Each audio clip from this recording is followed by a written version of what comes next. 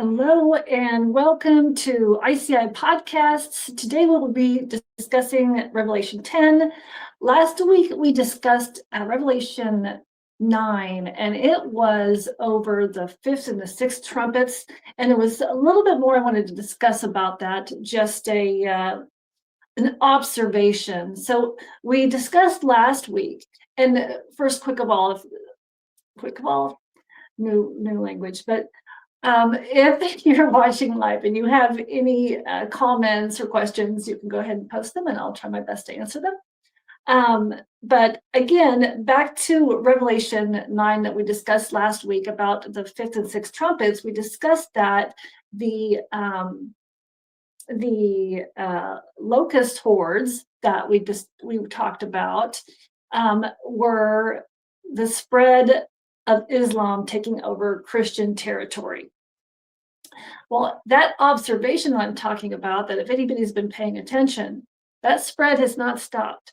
It has continued. A little bit more now on the down low, and actually in the not too distant past, it's not so much on the down low anymore. It's becoming more and more, you're seeing it more prevalent. They're in your face about it, with wanting to do their praying in the middle of the streets, having their prayer calls, obnoxiously all the time, so that everybody can hear them.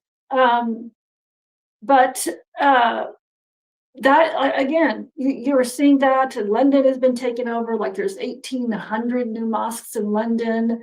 The UK has just been overspread by Islam, even into Ireland. Of course, the US, you see the spread of Islam through the US.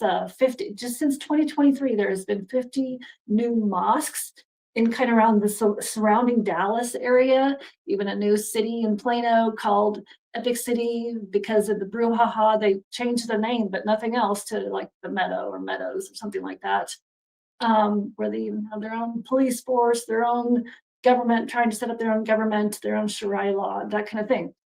It has not gone away. It is still spreading across the nations of this locust horde. So don't think that has stopped, because it has not. They're still doing the same thing. It's still the same playbook. The game has not changed. So just an observation that I wanted to make from the fifth and the sixth trumpets. So now let's jump into Revelation 10. Revelation 10 is going to be discussing depending on what translation you're reading, it's called the little small scroll or the little book. But it brings in, Revelation 10 is an explanation to the prophecy that had been sealed in Daniel, and it's talked about in Daniel 8, Daniel 12, and we'll also be bringing in Daniel 9 as well. But it's been sealed, the prophecy had been sealed up until the end. Well, that end is come to fruition in Daniel 10. And so it's pulling that into Daniel 10, and we're going to discuss that now. And what I'll do is I'll just read through those verses and commentate as I go along. So let's just dive right in here. So then I saw another mighty angel coming down from heaven, surrounded by a cloud with a rainbow over his head. His face shone like the sun, and his feet were like pillars of fire. And in his hand was a small scroll, or a little book, like I said, depending on translations, that had been opened. And so now it's unsealed. This book has been now unsealed. You see where we had unsealed the book in the entire scroll anyway, in the previous Revelation chapters. And he stood with his right foot on the sea and his left foot on the land. This is symbolizing a worldwide message. It's a message for the whole earth. And he gave a great shout like the roar of a lion. And when he shouted, the seven thunders answered. And this person that they're talking about here, this angel, more than likely is Jesus, symbolizing his face shining like a sun. You'll see this description in Revelation 1. Also in Revelation 5, where they're talking about when he opens the scroll, he's called the Lion of Judah, and his feet like burnished bronze. So it's most likely this angel is most likely Jesus himself. And when the seventh thunder spoke, the voice of God, more than likely, God and thunder is often mentioned together. But I heard a voice from heaven saying, "Keep secret what the seven thunders said, and do not write it down." Then the angel I saw standing on the sea and on the land raised his right hand towards heaven, and he swore with an oath in the name of the one who lives forever and ever, who created the heavens and everything in them, the earth and everything in it, and the sea and everything in it. He said, "There will be no more delay." Now we're going to see the same angel. You'll see that it's the same exact thing is occurring in Daniel 8 when he is told about this prophecy that needed to be sealed. And we'll be talking about that in a second. And when the seventh angel blows his trumpet, God's mysterious plan will be fulfilled. It will happen just as he announced to his servants, the prophets. Okay, again, we find this explanation for this little book or this small scroll in Daniel. Okay, so let's jump to these verses. Daniel 8:14 says, "And he said to me, for 2,300 evenings and mornings, then the sanctuary would be cleansed and properly restored." So he came near where I was standing, and when he came, I was frightened and fell down face downward. But he said to me, "Understand, son of man, that the fulfillment of the vision that pertains to these events will occur in the time of the end," which is, we already talked about just a few verses earlier in Revelation 10. Then there will be no more delay in time. So this is the same time that they're talking about.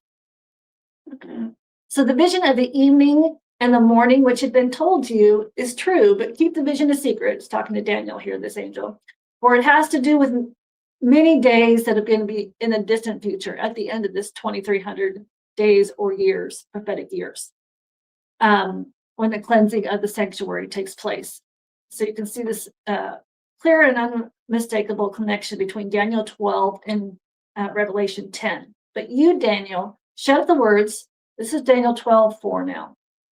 "Shut up the words and seal the book until the time of the end. Many shall run to and fro, and the knowledge shall increase." And one said to the man clothed in linen, who was above the waters of the river, "How long shall the fulfillment of these wonders be?" Then I heard the man clothed in linen, who was above the waters of the river, when he held up his right hand. This is the same angel that we talked about in verses 5 and 6 in Revelation, and his left hand to heaven, and swore to him who lives forever and ever. And he said, "Go your way, Daniel, for the words are closed up and sealed to the time of the end." Okay, which are now unsealed in Revelation 10. Okay, so back to Revelation 10:8. Then the voice from heaven spoke to me again. "Go and take the open scroll from the hand of the angel who's standing on the sea and on the land." So John went to the angel and told him, "Give me the small scroll." And he took it and he ate it, meaning to meditate on the word, study the word. And he said, "It will be sweet as honey in your mouth, but it will turn sour in your stomach, or bitter." So John took the small scroll from the hand of the angel and he ate it. And it was sweet in his mouth, but when he swallowed it, it turned sour in his stomach. Then I was told, "You must prophesy again about many people, nations, languages, and kings." Okay, so what this is referring to is this 2,300 days, all right? So back in the early to mid 1800s, there were many people across several denominations and in several countries actually studying this prophecy in Daniel.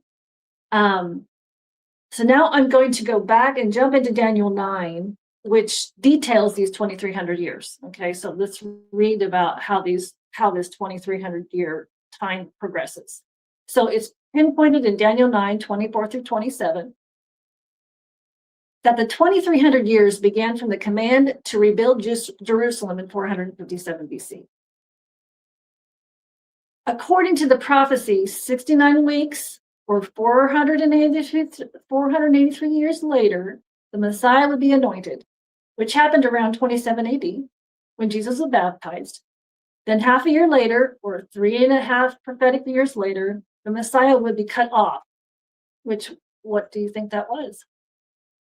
that was when he was cut off at the cross. So that happened at the cross, 31 AD.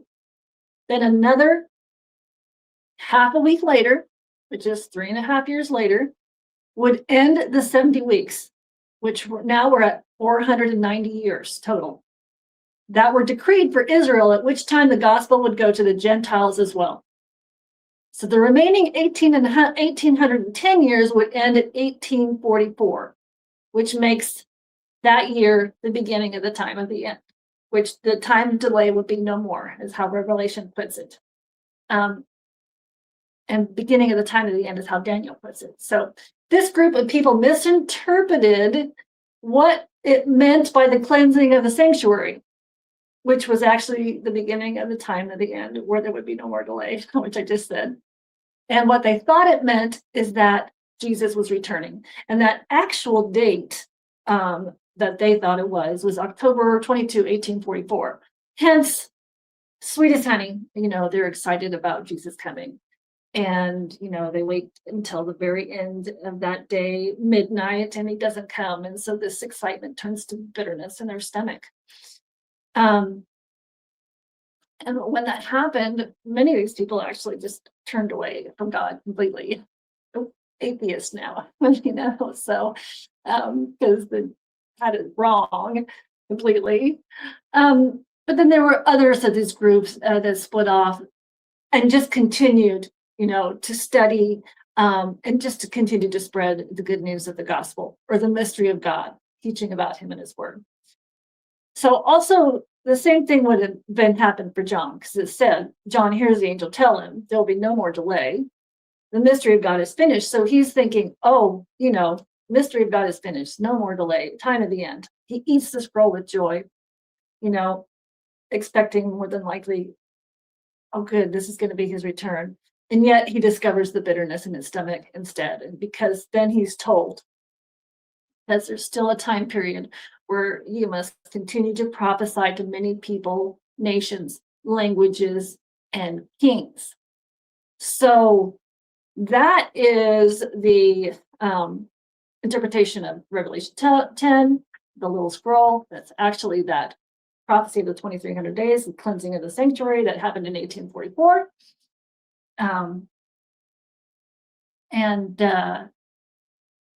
So that is Revelation 10 for you. Next week will be Christmas week.